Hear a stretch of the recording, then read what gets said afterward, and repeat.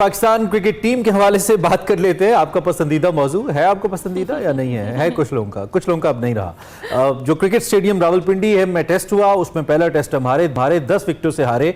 Australia से भी नहीं हारे, इंग्लैंड से भी नहीं हारे, बांग्लादेश से हारे हम 10 विकेटों से अपने घर पे पिंडी के अंदर। दूसरे टेस्ट के लिए अब तैयारियां शुरू हो गई हैं। 3 तब्दीलियों के बारे में रिपोर्ट किया जा रहा है कि वो हो सकती हैं। जो मीडिया रिपोर्ट्स हैं, हमारे जो साफी साथी हैं वो कह रहे हैं कि अगले टेस्ट के लिए अबरार अहमद, कामरान गुलाम को मौका दिया जाने का इम्कान है।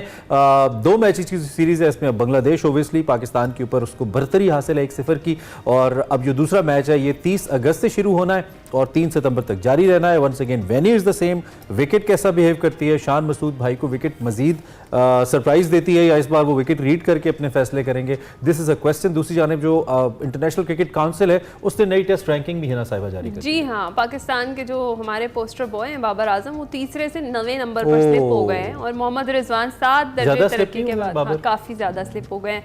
और मोहम्मद रिजवान जो है वो 7 दर्जे तरक्की के बाद 11वें नंबर पर आ गए। इंग्लैंड के जॉय रूट का पहला, जबकि न्यूजीलैंड के केन विलियमसन का दूसरा नंबर बरकरार है। और बॉलर्स में शाहीन शाह अफरीदी 2 दर्जे तनज़्ज़ुली के बाद 10वें नंबर पर चले गए हैं और भारत के रविचंद्रन अश्विन बदस्तूर पहले नंबर पर ही बराजमान हैं। भाई अश्विन की तो क्या बात है, मुसलसल रिटेन कर रहे हैं। और पाकिस्तान का कोई भी खिलाड़ी टेस्ट ऑलराउंडर्स के अंदर टॉप 10 में शामिल नहीं है। हाउ मच कितनी बड़ी आयरनी है ये। और रविंद्र जडेजा इस वक्त नंबर 1 ऑलराउंडर हैं, यानी कि 2 भारत के जो प्लेयर्स हैं Ashwin and Jadeja, they are number 1। So that's very cool. हमारे साथ सैयद मोहम्मद उवैस हैं, उनसे हम बात करते हैं वो इस सूरत हाल पे क्या राय रखते हैं। वेलकम टू एक्सप्रेसो, कैसे हैं आप? ठीक ठाक हैं? अल्लाह का शुक्र, आप इमरान में ठीक है? Thank you for joining. Ranking सुन के कैसा लग रहा है? मायूसी हो रही है? थोड़ा बुरा लग रहा है?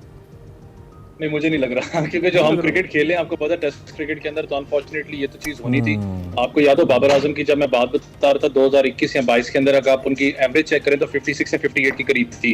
अगर अब बात करें तो उनकी एवरेज अराउंड 36 एंड 38 के करीब है। तो दैट मींस कि इतना डाउनफॉल उनकी परफॉर्मेंस के ऊपर है। ठीक है, जो मामला क्रिकेट बोर्ड के अंदर चलते हुए हैं, उसके अलावा शाहीन शाह अफरीदी की बात करें, वो भी जो मामला क्रिकेट बोर्ड के अंदर चलते हुए हैं तो वो कहीं ना कहीं परफॉर्मेंस के ऊपर भी आपको पता है कुछ हद तक अपना इफेक्ट करते हैं। लेकिन मैं बड़ा इस चीज पे हैरान होता हूँ पाकिस्तान के अंदर क्रिकेट में। आप बात करें, इमरान भाई आप खुद भी फॉलो करते हैं, हमारे यहाँ मसला ये है कि हमारे उस लेवल की चीज नहीं सोची जाती है। आप इंग्लिश क्रिकेटर्स को उठा के देख लें, ऑस्ट्रेलियंस को उठा के देख लें, वो एक बात ब्रेक लेते हैं क्रिकेट से कुछ मैचेस के लिए कि हम फैमिली के साथ टाइम स्पेंड करें, मेंटल अपना जो भी रिलैक्सेशन के लिए। हम लोग नहीं करते। हम इसलिए नहीं करते क्योंकि हमें कहीं ना कहीं डर होता है कि यार मैं क्या, तो पीछे लड़का दूसरा बैठा हुआ है, वो मेरी जगह लेने के लिए तैयार है, मैं वापस कैसे टीम में आऊंगा, क्योंकि इनसिक्योरिटी बहुत ज्यादा। मैं ड्रॉप की बात नहीं करता, लेकिन एटलीस्ट जो आपका दूसरा टेस्ट मैच है उसके अंदर शान मसूद अगर ऐसा कैप्टन आपने लिए हुए हैं, उनकी खुद भी तनकीद आपको पता है एवरेज पे हो रही है, फिर आपको शान मसूद को इतना एम्पावर करें कि वो इस चीज की अपना एक तो एक कहते हैं कि रिस्पॉन्सिबिलिटी ले कि शाहीन या बाबर आजम को मैं रेस्ट देना चाहता हूँ, मेरे पास मीर हमजा मौजूद है, मेरे पास कामरान गुलाम है, कोई भी प्लेयर आप खिलाना चाहते हो उनकी जगह के अंदर, उनकी इतनी मानी भी तो जाए या उनका इतना बड़ा स्ट्रेचर, बीइंग कैप्टन तो वो खेल रहे हैं, लेकिन बाबर और शाहीन के सामने क्या इतनी बड़ी से शान की है टीम के अंदर? वैसे ही मैं पूछ रहा हूँ आपसे कि वो ये कह सके कि मुझे ये दो प्लेयर्स मुझे नहीं चाहिए और मैं इनकी जगह कुछ और करना चाहता हूँ, ऐसा हो सकता है? मैंने देखिए 2 चीजें हैं इमरान भाई, आपकी बात बिल्कुल ठीक है। कप्तान की सेज तब होती है या उसका उसके दमखम तब होता है कि कप्तान लीड फ्रॉम द फ्रंट और परफॉर्मेंस दे रहा हो। मसला ये शान मसूद की इनकंसिस्टेंसी बहुत ज्यादा रही। मैंने कहा ना 28 या 25 के करीब उनकी एवरेज है। अगर अभी भी टेस्ट मैचेस की बात करें तो सच को परफॉर्मेंस उनकी खास आपको नजर नहीं आती। या तो हो ना कि आपको इस चीज का आपको भी अंदाजा, जिस वक्त टीम मीटिंग हो रही थी, डोर क्लोज के अंदर मीटिंग हो रही थी, जब बात हो रही थी कप्तान थोड़ा सा हिचकिचाता है बात करते हुए, इसकी खुद की परफॉर्मेंस नहीं होती। वो कहता है अगर मैंने बात की तो ये ना कि सीनियर प्लेयर उठ के कहेंगे भाई तुम्हारी कप्तान तुम्हारी क्या परफॉर्मेंस थी जो आप बात कर रहे हो। तो कहीं ना कहीं आपको ना फिर शायद अगर आप एम्पावर करना चाहते हो, बैकअप अगर क्रिकेट बोर्ड का है, क्योंकि कप्तान ही लीड फ्रॉम द फ्रंट करता है, तो फिर आपको लीड फ्रॉम द फ्रंट होके क्रूशियल डिसीजंस लेने पड़ेंगे शान मसूद को कि यार मैं रेस्ट देना चाहता हूँ ताकि वापस जाके रिलैक्स होकर सोचेंगे आखिर मसला क्या होगा हमारे साथ। ठीक है। और अगर इसी तरह से आमिर जमाल की बात करें तो फिर पहले टेस्ट में अनफिट थे, दूसरे में अब उनकी शिरकत है, लेकिन फिटनेस से मशरूत कर दी गई है।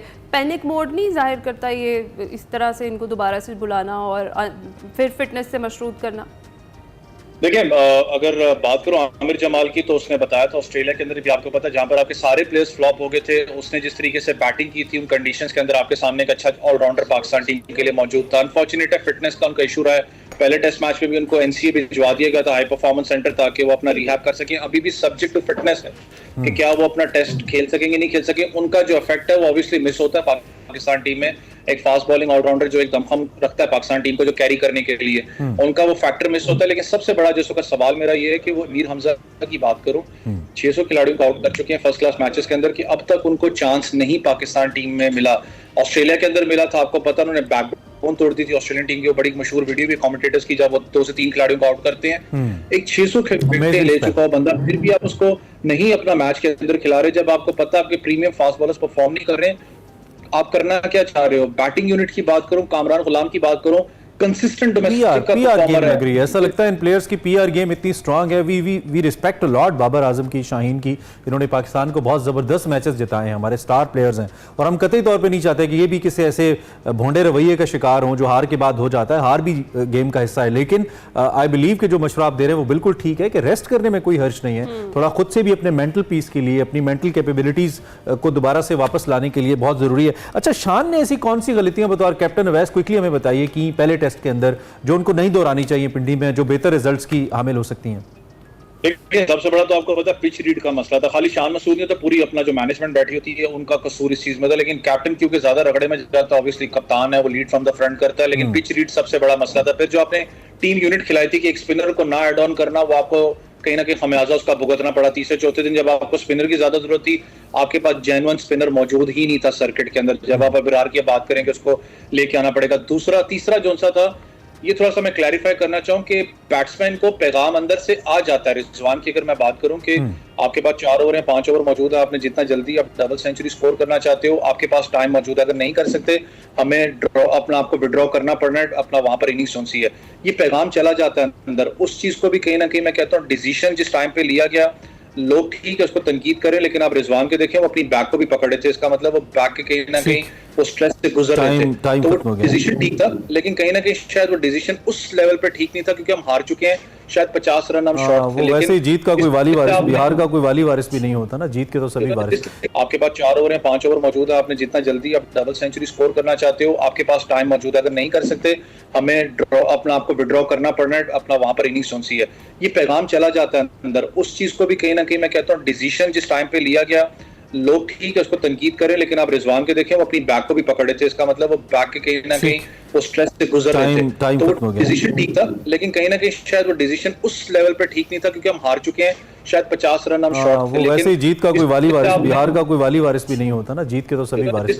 ये वैसे ऑल द बेस्ट। अब आपकी जिम्मेदारी है कि आपने जो है ना इस टेस्ट के अंदर ग्राउंड में जाके बगअप करना है टीम को, ताकि हम जीतें। ठीक है, हम आपसे रिपोर्ट लेंगे इस पे। हमारे जबरदस्त एनालिस्ट अवैस हैं, जो कि कभी कभी थोड़े जज्बाती भी होते हैं, बट अच्छी सॉलिड बात करते हैं। उनका ये कहना है कि की रीजंस हमारे सामने है, कुछ खास ऐसी रीजंस नहीं जिनका पता नहीं है। आई मीन आप थोड़ी सी चेंजेस करें और फिर आप देखें, एक्सपेरिमेंट करने में हर्ज नहीं है। पहले भी तो हार ही रहे हैं, एक्सपेरिमेंट करके देख लें।